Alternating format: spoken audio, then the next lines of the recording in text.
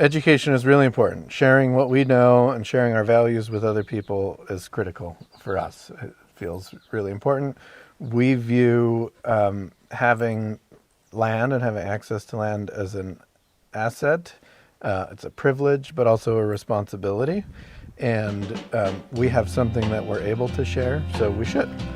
Early blue, I see you through My name is Katie Raishart. We are in Leicester, Vermont at Foxglove Farm. Foxglove Farm is a 70-acre diversified maple and cut flower farm. And I'm Mark Raishart. I live here with her. We have 3 kids that we homeschool, so that's my primary responsibility. But then I do the marketing for the farm and help with the maple sugar production, also do the cut flowers, and we've got a small art piece that is a component of the farm as well, so we do jewelry and photography. I was a teacher for about 13 years, and then prior to that, Katie and I met and worked on an educational farm. So education is sort of embedded in our personal philosophies and professional philosophies, and it's a cool piece of property. We have wetlands here. We're right at the intersection of the Champlain Valley and the Green Mountains. The Taconics end nearby and the Valley of Vermont ends nearby. So we have all of these different ecosystems kind of coming together close by, and this is a unique and interesting space because of that. So it's a great opportunity to share in that way.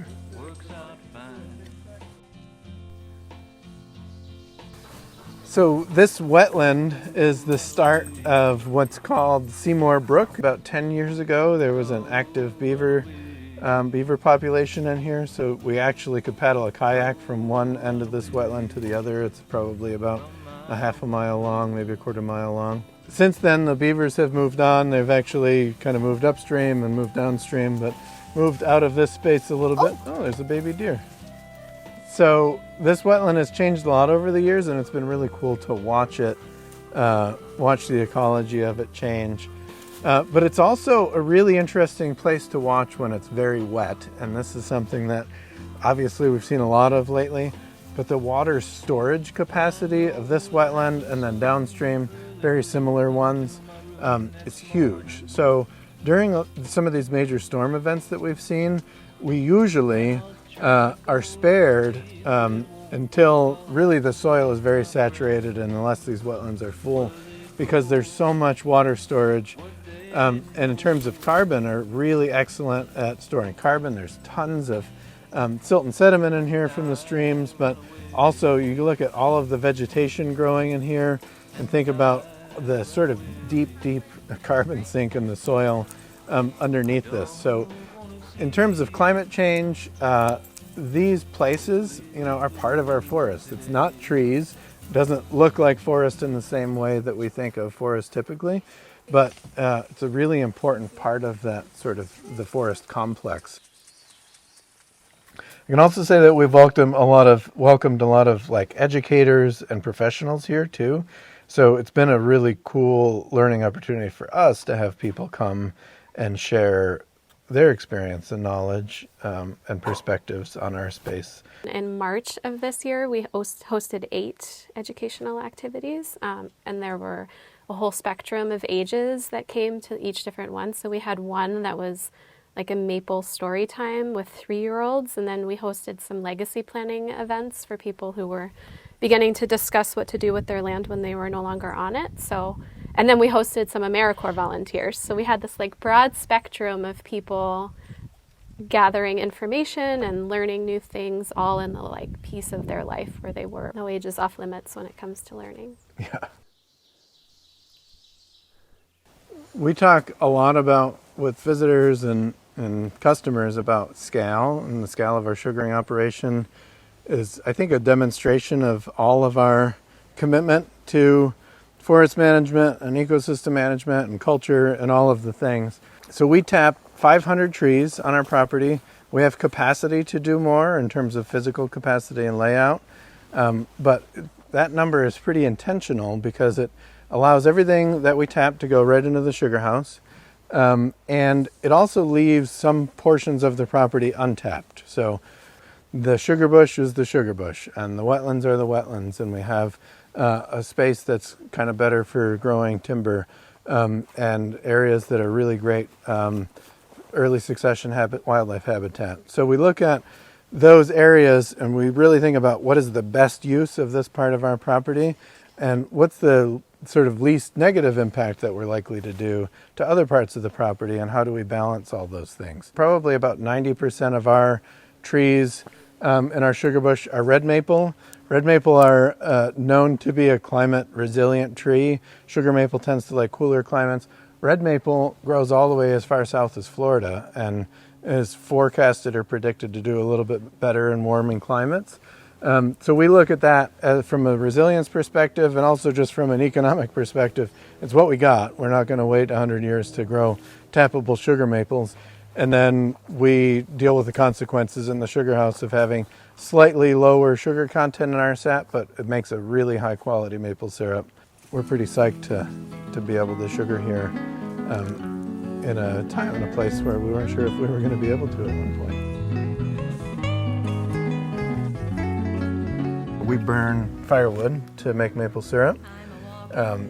Maple syrup amazes me as one of the only foods that can be made in a carbon neutral way and made in an intact and functioning ecosystem. If you think about almost all other types of foods, there is major sort of ecosystem disturbance and disruption, but maple is made in a functioning forest, right? And it's an awesome food. But it is fuel intensive, and we're really concerned about that. So we're upgrading our evaporator with this Agency of Ag funding to basically have the most efficient evaporator we can have for the size space that we have. So our goal is to really maximize efficiency on the same footprint. I think a lot of times when we think about improvements to a business, people are thinking about business growth or making more product.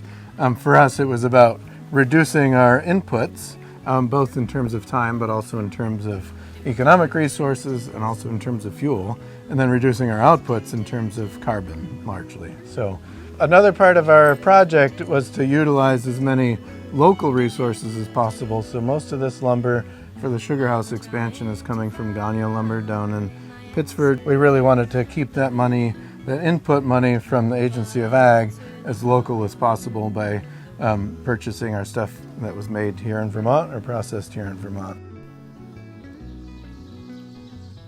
To me, it's really important to give my kids this gift of a sense of place. We have this beautiful property in a really nice community, and I wanted them to be able to look back at their childhood and feel, like a draw to a specific home. My primary responsibility as a mom is to let them feel comfortable and at home and also run free, and this land gives them that. Giving them this sort of land ethic and care for the environment and for nature and for forest is a really important element there, that they are getting that regardless of whether or not we give it to them. They're acquiring that on their own just by having this experience in this place.